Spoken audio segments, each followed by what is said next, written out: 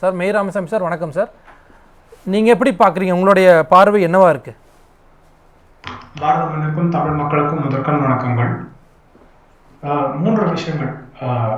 முதலில் இந்த பட்ஜெட்டுக்கான காரணமாக இருந்த அனைவருக்குமே பாராட்டுகள்.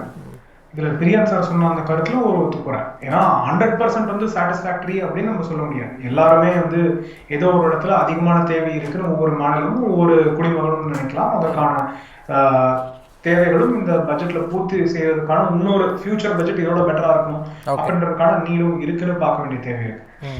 ஆனா கடந்த ஒரு 30 ஆண்டுகள் பார்த்தோம் அப்படின்னா இந்த அளவுக்கு ஒரு நடுத்தர வர்க்க இந்தியனுக்காக, சாமானிய இந்தியனுக்காக வந்த பட்ஜெட் இந்த பட்ஜெட் அப்படின்றத நம்ம பார்க்க முடியும். 3 காரணம். அது வந்து ஷார்ட் டேர்ம், அதாவது short term, immediate term, short term, அதுக்கப்புறம் லாங் டேர்ம். 3 காரணம் இருக்காவும். இமிடியேட் டேர்ம் அப்படின்னு பார்க்கும்போது அவர்களுக்கான வரி விலக்கம் மட்டும் 12 லட்சம் வரைக்கும் அப்படின்னு. அதுல வந்து எனக்கும் பிரியனுக்கும் ஒரு கருத்து வேறுபாடாக மட்டும் இல்ல, முரண்பாடு ஒரு வேறுபாடு. முரண்பாடு கருத்துல. இதுல வந்து கணக்குல வந்து கணக்கே வேற அப்படின்னு நான் நினைக்கிறேன். 5000 அந்த 12 லட்சம் சொல்லும்போது சிலருக்கு மட்டும் அந்த பெனிஃபிட் வருது அப்படின்னு சொன்னாங்க. ஏன்னா பேஸ் த்ரெஷோல்டே முன்னாடி வந்து அந்த 3 லட்சம் அப்படின்றது இப்ப பேஸ் த்ரெஷோல்டே 4 லட்சம் ஆகுது. சோ அதனால அவர்களுக்கான அந்த வரியில வர சேவிங்ஸ் அப்படின்றது குறைஞ்சபட்சமான சேவிங்ஸே வந்து ஒரு 30,000 அப்படின்ற ஒரு குடும்பத்துக்கு வந்துருது. அந்த 1 லட்சம் இருக்கிற அந்த அந்த 4 லட்சம் ஆரஞ்சு இருக்கிற ஃபேமிலியில.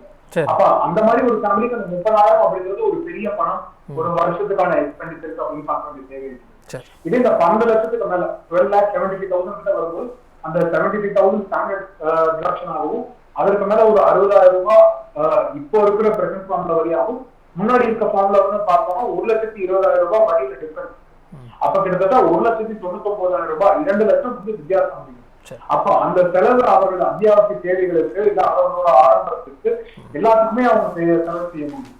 அப்படின்ற போது அந்த நடுத்தர வர்க்க இந்தியனுக்கு அது ரொம்ப நல்ல விஷயம் அப்படின்னு பார்க்க வேண்டிய தேவை இருக்கு. இல்லாம மார்க்கெட் எக்கானமிலையும் வந்து அவர்கள் அதிகமான செலவு செய்தார்கள்னா இன்னொரு இந்தியன் வந்து அதனால லாபம் அடைகிறான், இல்ல அவனுக்கு வந்து வேலை பெருகுகிறது அப்படின்னு நம்ம பார்க்க வேண்டியிருக்கு, வருமானம் பெருகுகிறது அப்படின்னு பார்க்க வேண்டியது. ஸோ அதனால அதுவே வந்து ஒரு கான்ட்ரிபியூட்டரி குரோத்தா இருக்கும் அப்படின்னு பார்க்க வேண்டிய தேவை இருக்கு. இது வந்து ஒரு ஆரம்ப கட்டம்.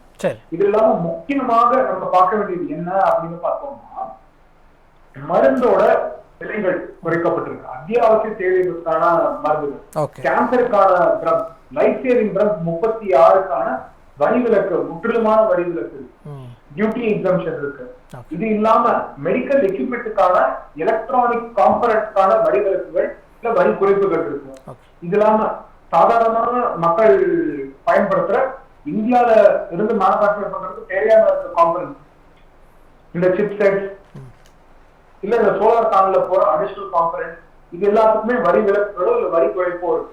அப்படின்ற போது அது அவர்களுக்கான பயன்பாடை வந்து அதிகப்படுத்தி பார்க்க வேண்டியது. அதிகப்படியான எதிர்பார்ப்பு இருந்தது. ஹெல்த் இன்சூரன்ஸ் தொடர்பான விஷயங்கள்ல ஜிஎஸ்டி எல்லாம் இருக்கு. ஸோ அதுல ஏதாவது விஷயங்கள் குறிப்பிடப்படுமா அப்படிங்கிற எதிர்பார்ப்புலாம் இருந்துச்சு. மன்னிக்கவங்க, அது வந்து தவறான எதிர்பார்ப்பு. ஏன்னா அதை வந்து ஃபைனான்ஸ் பண்றது கிடையாது. ஜிஎஸ்டி சம்பந்தமான இதை வந்து ஜிஎஸ்டி கவுன்சில், எல்லா மாநிலத்தோட ஃபைனான்ஸ் மினிஸ்டர் இருக்காங்க. அந்த ஃபைனான்ஸ் மினிஸ்டர் இருக்கிற ஜிஎஸ்டி கவுன்சில் வந்து டிட்டர்மைன் பண்ணும். ஸோ ஜிஎஸ்டி வந்து ஃபைனான்ஸ் மினிஸ்டர் டிட்டர்மைனே பண்ண முடியாது. ஸோ அதனால யார் அந்த மாதிரி எதிர்பார்ப்பு வச்சாலும் அவர்கள் வந்து சட்டத்திற்கு முரணாக எது வந்து ரியலிஸ்டிக்கோ அதுக்கு முரணாக அவர்கள் ஒரு எதிர்பார்ப்பு வச்சிருக்காங்க. அது கனவாக கூட இருக்க முடியாது. அது எப்படின்னா தமிழ்நாடு அரசு வந்து நீங்க நாங்க மட்டும் மாத்திடுவோம் அப்படின்ற ஒரு சட்டத்துக்கு முரணாக ஒரு ப்ராமிஸ் அந்த மேனிஃபெஸ்டோல இருக்கிற மாதிரி ஒரு எதிர்பார்ப்பாக பார்க்க வேண்டிய தேவை இருக்கிறது. ஃபைனான்ஸ் மினிஸ்டர் வந்து ஜிஎஸ்டி கவுன்சில் மீட்டிங்ல வேணா அதற்கான ஒரு ரிக்வெஸ்ட் பிளேஸ் பண்ணலாம். அதை அந்த ஜிஎஸ்டி கவுன்சில் வந்து ஓட் பண்ண வேண்டிய அவசியம் இருக்கு. சோ அது வந்து எல்லா மாநிலத்தோட ஃபைனான்ஸ் மினிஸ்டருக்கும் நம்ம வைக்க வேண்டிய கோரிக்கைகள். சரி. சோ அடுத்தது வந்து மீடியம் டேர்ம் அப்படின்னு சொல்லி, அந்த மீடியம் டேர்ம் அப்படின்றது சாதாரண மக்கள் ஆண்டர்பிரனர்ஸா இருக்கும்போது அவர்கள் செய்ய வேண்டிய தேவைகள் அவர்களுக்கான இருக்க அட்வான்டேஜ். இந்த எம்எஸ்எம்இ அப்படிங்கும் போது நம்ம அந்த சிறு குறு தொழில்களுக்கான வரம்பு என்ன அப்படின்றது, அந்த வரம்பை வந்து அதிகபட்சமாக உயர்த்திருக்காங்க. அதனால அவர்களுக்கான பெனிஃபிட் என்னன்னு பார்த்தோம்னா, இப்ப அந்த சிறு குறு தொழில்கள் வந்து 90 நாட்கள் கூட அவர் ஒரு கிரெடிட் பீரியட் கூட காசு கொடுத்தாங்க. அது அரசு நிறுவனங்கள், அரசு சாரா நிறுவனங்கள், வெளிநாட்டு நிறுவனங்கள் எல்லாமே. அது வந்து இப்ப இன்னும் வந்து நிறைய இன்ஸ்டிடியூட்ஸ் அதற்கான பெனிஃபிட் வந்து கொடுத்திருக்காங்க. இது இல்லாம இப்ப சின்ன சின்ன மீனவர்களுக்கான தொழில், இல்ல இந்த சீ ஃபுட்ல ப்ராசஸிங் வேலைகள்லாம் இருக்கு. அப்ப அந்த வேலைகள்லாம் வந்து பெரிய பெரிய நிறுவனங்கள் பண்றாங்கல்ல, அதுல ஆரம்பகட்ட வேலைகள் பண்றது வந்து சாதாரண மக்கள் பண்றாங்க. அதுக்கப்புறம் திருப்பூர் தொழில்கள் பண்ணுது. அப்ப அவர்களுக்கான பெனிஃபிட்ஸ் வந்து இது இல்லாம அந்த வேர் ஹவுசிங், கோல்ட் ஸ்டோரேஜ், இந்த எக்ஸ்போர்ட் ஹப்புக்கான ஸ்பேஸும் இப்ப உருவாக்கப்படுறதுக்கான கிராண்ட் கொடுக்கப்பட்டிருக்கு. அந்த மினிஸ்ட்ரிக்கும் கிராண்ட் ரிக்வெஸ்ட் என்ன வச்சிருக்கு, அந்த கிராண்ட் அப்ரூவ் பண்ணப்பட்டிருக்கு, தனியா என்ட்ரி இருக்கு ஃபைனான்ஸ் பில்ல. அதை பாத்தீங்கன்னா அதிகப்படியான அந்த ஃபைனான்ஸ் கிராண்ட் வந்து அப்ரூவ் பண்ணது அந்த இடத்துல. இது இல்லாம லாங் டர்மா பார்க்க வேண்டியது நம்ம என்னன்னு பார்த்தோம்னா, ஒரு வரலாறு காணாத ஒரு சாட்டிஸ்பாக்சன். ஏன்னா பவர் ரிக்வயர்மெண்ட் என்ன இந்த நாட்டுக்கு இருக்கும், இன்னைக்கு மட்டும் இல்ல அடுத்த ஒரு 50 ஆண்டு காலத்துக்கு என்ன இருக்கும் அப்படின்றதுக்கான ப்ராஜெக்ட்கான சாங்ஷன், அதற்கான கிளியரன்ஸ், அது வந்து ரெனியூவபிள் சோர்சஸ்லயும் சரி, நியூக்ளியர் சோர்சஸ்லயும் சரி அதிகமான கிளியரன்ஸ் இப்பதான் கொடுக்கப்பட்டிருக்கிறது. பார்த்தோம்னா நியூக்ளியர் பவர் கிட்டத்தட்ட 100 கிகாவாட்டுக்கான எனர்ஜி ரிக்வயர்மெண்ட் அடுத்த 23 ஆண்டுகளுக்குள்ள கொண்டு வரதுக்கான தேவைகள் என்னவோ அதற்கான அவுட்லே வந்து கொடுத்திருக்காங்க. அதற்கப்புறம் ஏர் டிராவல் வந்து இந்தியாவில வந்து வருகிறது. அது வந்து நம்ம எப்பவுமே வந்து மெட்ரோல இருக்க ஏர்போர்ட், டயர் 1 டயர் 2 ஏர்போர்ட் அப்படின்னு பார்த்துட்டு இருக்கோம். இன்னைக்கு அதை தாண்டி 120 டயர் 4 டெஸ்டினேஷன்ஸாக கொண்டு வரப்பட்டிருக்க இடத்துக்கு 4 கோடி பேசஞ்சர்ஸை வந்து மொத்தமா அடுத்த 10 ஆண்டுகளுக்குள்ள கொண்டு போறதுக்கான கேப்பபிலிட்டி உருவாக்குவதற்கான கிராண்ட் கொண்டு வரப்பட்டிருக்கிறது. அதற்கான ஃபீசிபிலிட்டி ஸ்டடி ஏற்கனவே செய்யப்பட்டிருக்கிறது. ஏர்போர்ட் அத்தாரிட்டி ஆஃப் இந்தியாவுக்கு அதற்கான டைரக்ஷன் கொடுக்கப்பட்டிருக்கிறது. இல்ல எஃப்டிஐ வந்து மிக முக்கியமான 3 துறைகள்ல வந்து கொடுக்கப்பட்டிருக்கு. அதை எப்படி பாக்குறீங்க? முக்கியமா நீங்க இன்சூரன்ஸ் பத்தி பேசுறீங்க. Insurance, mining and nuclear energy 3. அதான் சோ மூணுக்குமே ஃபர்ஸ்ட் நான் இன்சூரன்ஸ் பண்றேன். இன்சூரன்ஸ் ஏன்னா அத்தியாவசிய தேவை. இன்னைக்கு இன்சூரன்ஸ்க்கான மாடல் வந்து பல வளர்ந்துகிட்டே வருது. நம்ம வந்து சின்னதா ட்ரெடிஷனலா நம்ம எப்பவுமே லைஃப் இன்சூரன்ஸ் மட்டும் பார்த்திருக்கோம். இன்னைக்கு அன்றாட தேவைகள், வேலை செய்பவர்கள், வேலை வாய்ப்பில் இருப்பவர்கள், இது இல்லாம குடும்பத்துக்கான நலன், இல்ல வேலைக்கான நலன், வருமானத்திற்கான இன்சூரன்ஸ், எஜுகேஷனுக்கான இன்சூரன்ஸ், இது எல்லாமே இந்த மாதிரி பாலிசிஸ் வந்து அதிகமா வரக்கூடியது. டொமஸ்டிக் இன்வெஸ்ட்மெண்டோட ஃபாரின் இன்வெஸ்ட்மெண்ட் அதிகமா இருக்கு. அந்த பாலிசிக்கும் மாடலுக்கும் இன்னும் பெட்டரா இருக்கு அப்படின்னு பார்க்க வேண்டிய தேவை இருக்குது. ஒன்று. ரெண்டாவது சொன்னேன். அதனால அதுவே வந்து நியூக்ளியர் பவருக்கு வந்து டைரக்ட் எஸ்பிஐ பார்ட்டிசிபேஷன், இது இல்லாம பிரைவேட் செக்டர் பார்ட்டிசிபேஷனையும் அவங்க இன்வைட் பண்ணிருக்காங்க. இது இல்லாம மற்றது வந்து மக்கள் வந்து அட் எண்ட் ஆஃப் தி டே ஒரு சாட்டிஸ்பாக்சன் இருக்கு. இந்த பட்ஜெட்னால என்னால அடுத்த நாள் வந்து பெட்டரா இருக்கும். இது வந்து வெறும் ஒரு கவர்மெண்ட் வந்து ரன் பண்றதுக்கான ஒரு நோட் ஆன் அக்கௌண்ட் கிடையாது. இத வந்து மக்களுக்கு தேவை என்னவென்று பார்த்திருக்கிறார்கள் அப்படின்னு பார்க்கும்போது சாதாரண தொழில்கள், விவசாயிகள், அதற்கப்புறம் இதுல டெக்ஸ்டைல் இண்டஸ்ட்ரி, நம்மளோட கண்ட்ரியோட ட்ரெடிஷனல் பிசினஸ் எல்லாத்துக்குமே இன்னைக்கு பெனிஃபிஷியலான ஸ்கீம் இருக்கு அப்படின்னு பார்க்க வேண்டியது இருக்கு. எம்எஸ்பி குறித்தான எதிர்பார்ப்பு அதிகமா இருந்துச்சு. எம்எஸ்பி குறித்து எந்த விதமான அறிவிப்புமே இல்லைங்கிற அந்த விமர்சனத்தை வைக்கிறாங்க. மன்னிக்கணும், எம்எஸ்பி அதான் மன்னிக்கணும், அதுவும் வந்து தவறான கருத்து. எம்எஸ்பியை டிட்டர்மைன் பண்றது வந்து மினிஸ்ட்ரி ஆஃப் ஃபைனான்ஸ் கிடையாது. இல்ல சார், இதுல அனௌன்ஸ் பண்ணலாமே. இப்ப எல்லா அறிவிப்புகளையும் வந்து உள்ள கொண்டு வராங்க போது ஃபைனான்ஸ் மினிஸ்டர் வந்து எதுல பில் ஏற்ற முடியும் அப்படின்றதுக்கான ரிக்வயர்மென்ட் இருக்கு. இல்ல அதாவது ஒரு சாதாரண மன்னிக்கிறவங்க இல்ல எதிர்பார்ப்புகள் இருக்கலாம் எல்லாருக்குமே. ஆனா அந்த எதிர்பார்ப்புகள் வந்து சரியா தவறா அப்படின்னு பார்க்க வேண்டிய தேவை இருக்கிறது. சட்டத்துக்கு முரணாக ஒரு ஃபைனான்ஸ் மினிஸ்டர் நான் இதுல வந்து பில் கொண்டு வரேன், இதுல வந்து நான் எம்எஸ்பி கொடுக்குறேன் அப்படின்னு கொடுக்குறேன். அதுக்கான இல்ல ஒரு அறிவிப்பு தான் சார். இப்போ ஒரு மத்திய பட்ஜெட் வருது அப்படின்னா அதை வந்து அந்த மினிஸ்ட்ரியில இருந்து செய்வார்கள். பட்ஜெட் கொடுக்குற அன்னைக்கு அதற்கான அறிவிப்பு வரும் அப்படின்னு நினைக்கிறது. இப்ப ஆந்திரா பத்தின ஒரு டிக்ளரேஷன் தமிழ்நாடு மினிஸ்டர் கொடுப்பாரு அப்படின்னு சொன்னா இல்ல எப்படி தவறும் இது எப்படி ஏத்துக்க முடியும்? என்ன ஒப்பிடுது? சொல்ல முடியாது. இல்ல எம்எஸ்பி டிக்ளேர் பண்றதுக்கான ஃபார்முலா, அதற்கான மெத்தட், அதற்கான பவர் சட்டப்பூர்வமா ஃபைனான்ஸ் மினிஸ்டருக்கு கிடையாது. அவர்கள் எப்படி இன்னொரு மினிஸ்டரோட பவர் எடுத்து அவர்கள் செய்ய முடியும்? லேபர் மினிஸ்ட்ரியில இவ்வளவு மணி நேரம் வேலை பார்க்கணும், இல்ல இதற்கான டிட்டர்மினேஷன் இவ்வளவு இருக்கும், மினிமம் வேஜ் இவ்வளவு டிக்ளரேஷன் இருக்கணும் அப்படின்னு ministry of law and justice ministry of labour declare பண்ணலாம். அது வந்து ஃபைனான்ஸ் மினிஸ்டர் பண்ண முடியாது. சரி, ஓகே. மெய் ராமசாமி சார், உங்களோட இறுதிக்கட்ட பார்வை. நிறைய நேரம் குறுக்கிட்டீங்க, நீங்க பேசலாம். 4 விஷயங்கள். ஒன்று வந்து அவங்க எஜுகேஷனுக்கான கான்ட்ரிபியூஷன் அப்படிங்கறது சொல்லியிருக்காங்க. அதுல நம்ம வந்து ஒரு 2 விஷயங்கள் மட்டும் பார்க்கணும். ஏன்னா பள்ளிகளுக்காக கொடுக்கப்பட்ட முன்னர் பிரியமையாவே முதல் சுற்று சொன்னாங்க பிராட்பேண்ட் கனெக்டிவிட்டி எல்லா அரசு பள்ளிகளுக்கும் கொடுக்கறதுக்கான இருக்கு. அது அந்த பாரத் நெட் ப்ராஜெக்ட் மூலமாக கொடுக்க போறாங்க அப்படிங்கிறதுக்கான ஒரு இது. இரண்டாவது, இது இல்லாம இந்த அடல்ட் டிங்கரிங் லேப் அப்படிங்கிறது வந்து சாமானியராக நான் போய் ஒரு இன்வெஸ்ட்மெண்ட் கேட்கக்கூடிய ஒரு பல்கலைக்கழகத்துல படிச்சுட்டு இப்போ ஒரு ஆரம்ப வாழ்வு இருக்கிற இல்ல ஒரு நகர்ப்புறத்துல இருக்கிறவங்களுக்குன்னு இல்லாம மற்ற டயர் 2 டயர் 3 ஸ்ட்ரீட் அப்படின்னு எக்கனாமிக்கலான பயணிச்சு பண்றவங்கல்ல அங்க வந்து சாமானியர்கள் வந்து போய் ஒர்க் பண்ணக்கூடிய புது ப்ராஜெக்ட்கான ஃபண்டிங்கும் அதற்கான இடங்களும் வந்து இன்னும் வழங்கப்படுது.